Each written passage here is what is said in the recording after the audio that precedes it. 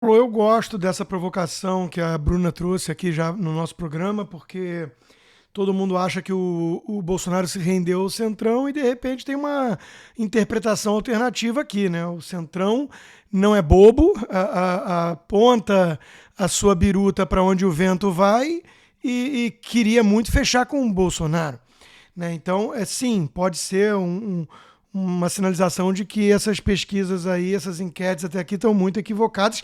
E aí isso é corroborado pelo que a gente viu no 7 de setembro, o que a gente vê nas redes sociais, nas enquetes que os jornalistas de esquerda ou humoristas fazem nos seus quintais, né? E o Bolsonaro ganha.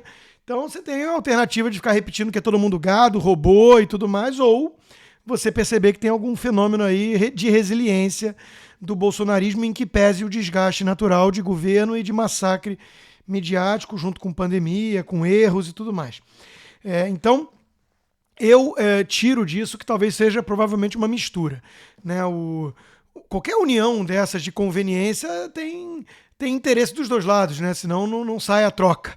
Então eu acho que o Bolsonaro negociou de uma posição de força, isso está meio claro. Tanto é que vai vir provavelmente Tarcísio Gomes Freitas para candidato a governo de São Paulo. O PL teve que trair o acordo que tinha com o Rodrigo Garcia, junto com o PSDB. Então ele colocou na mesa. Né? Em outros estados também vai ter escolha de candidatos a governo pelo próprio Bolsonaro. No Nordeste. No Nordeste, então assim, não é uma coisa que ele negociou de uma posição de garrote no pescoço. Então, eu acho que é uma mistura das duas coisas. Por outro lado, ele precisa de um partido, a lei mesmo obriga, e aí eu já entro na sua segunda questão, né, da eleição ser diferente da de 2018. Né, o presidente ali, ele foi um candidato contra o sistema, apesar de 6, 7 mandatos e todos os filhos na política, ele conseguiu se colocar como alguém que ocupava um nicho, né, e peitou sempre essa turma corrupta, e ele também surfou no lavajatismo, e isso ecoou. Então ele conseguiu se vender ali muito bem como antissistema, e agora é muito mais difícil.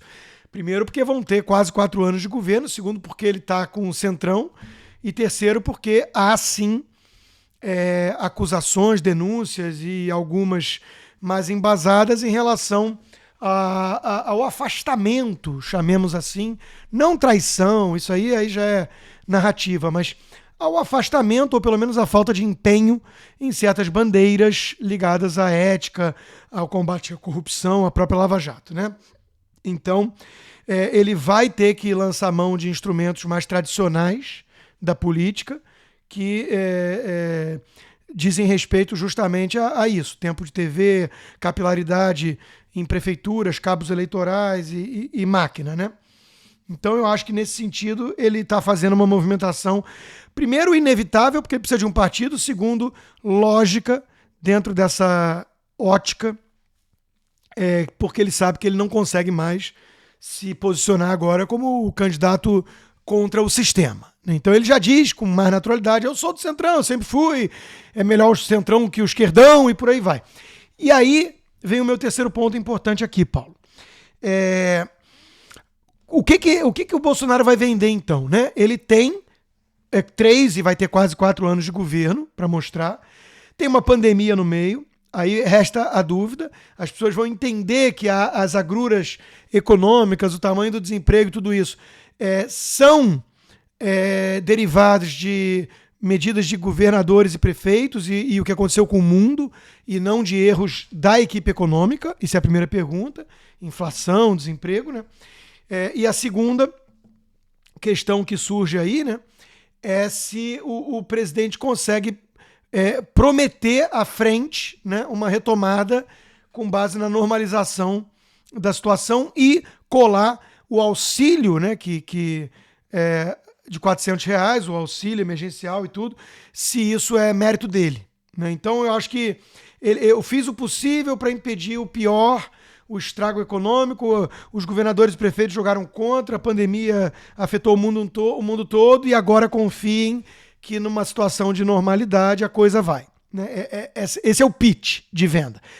Isso vai vender bem, né, perante a classe média e tudo, eu acho que tem algum apelo. Eu acho que as pessoas estão mais atentas hoje em dia, estão acompanhando mais redes sociais e isso tem uma boa dose de verdade nessa narrativa. Então eu acho que as pessoas realmente estão mais irritadas com certos governadores e prefeitos, com certas emissoras de TV e tudo, do que com o governo federal. Acho que entendem que muita coisa ali escapou do comando, do controle do presidente. Mas aí tem uma outra coisa importante que como é que ficou, então, nesse período que ele já tem para mostrar, né? Tá, a economia, a gente entendeu esse problema e tudo, houve mais culpa do Bolsonaro ou do Congresso, né? Houve sabotagem, houve tentativa de boicote, aí as pessoas vão lembrar, talvez, do Rodrigo Maia, quem lembrar que ele existe, né? E acho que vão entender ali que não depende só do presidente. Então ele vendeu em 2018 um certo messianismo que populista sempre coloca como bandeira, o próprio Moro vem aí, eu vou falar disso já já, e não consegue entregar, porque todo mundo que coloca alguma promessa mais messiânica, mais populista, está fadado a decepcionar, né? Porque isso não funciona num presidencialismo de coalizão com Congresso fragmentado, onde todo mundo é refém desses interesses escusos do Centrão e companhia. Então, eu acho que a turma vai entender que no âmbito econômico o Congresso tem mais parcela de culpa, os governadores e os prefeitos também, e a própria pandemia. Então, ele sai inocentado disso, né? Mas sempre perde-se uma parcela porque a economia afeta decisão eleitoral. Ponto. Estou pior ou melhor do que há 4 anos? Estou pior, então o culpado é o governo, vamos trocar. Isso rola, né? Mas é uma parcela menor. Aí vem a questão das pautas conservadoras, né? Então, há um desgaste nas pautas éticas, na econômica ele consegue se blindar relativamente bem, e aí vem as pautas conservadoras. A base bolsonarista vai olhar e falar, tá, e aí? Deixou a desejar? Avançou? Arma? Aborto?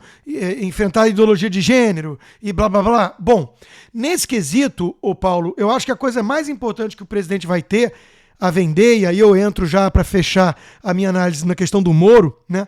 É o que ele é anti. Então, aí sim, assim, não é que eu sou antissistema, eu estou aqui com o Centrão, eu preciso de governabilidade, não é bem assim, mas quando o assunto diz respeito a pautas de costumes e essas outras questões delicadas para uma parcela significativa da população, eu sou o que há de melhor. Eu sou o único diferente.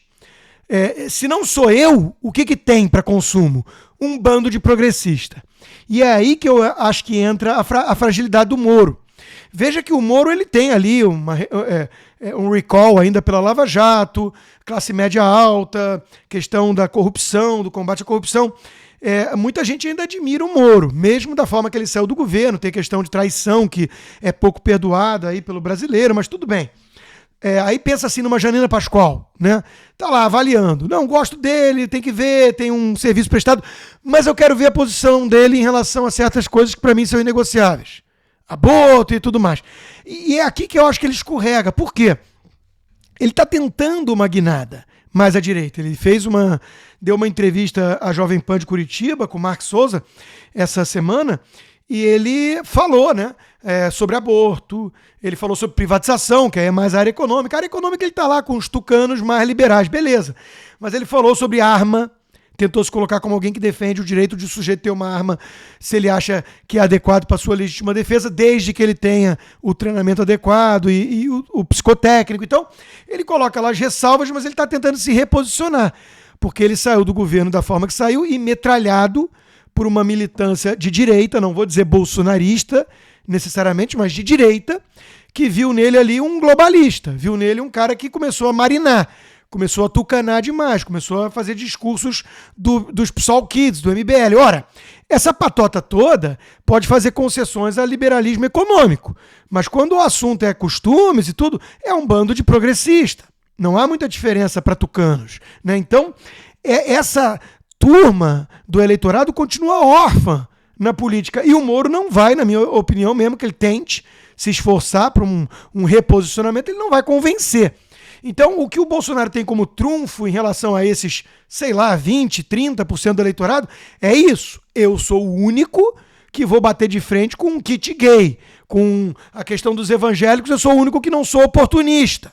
Sou o único que não vou aparecer numa missa de 4 em 4 anos ou fazer que nem o Lula, que já está elogiando evangélicos. Vocês sabem que aqui comigo a coisa é genuína, né, nessa área.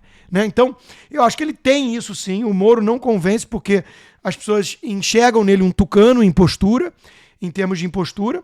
Saiu até como impostura, né? Sem querer. E ele, como alguém que vai enfrentar o sistema, não está convencendo.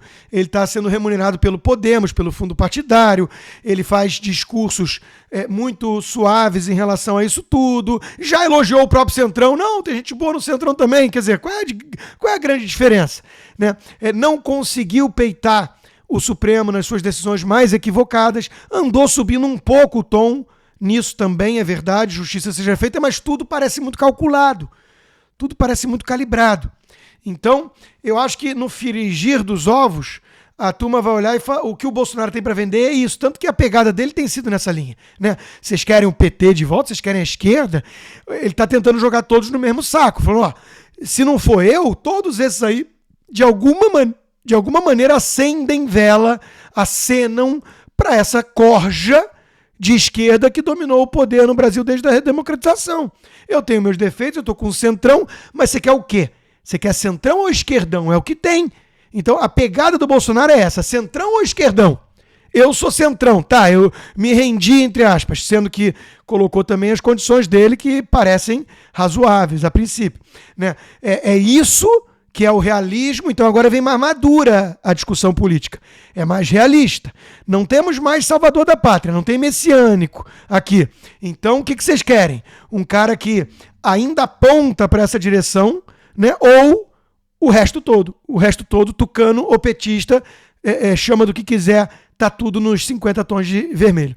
Eu acho que essa vai ser a pegada do Bolsonaro, e eu acho que perante uma parcela significativa da população, isso ainda surte efeito eleitoral, né? Até porque, como eu disse, me parece que tangencia bastante o que é a realidade.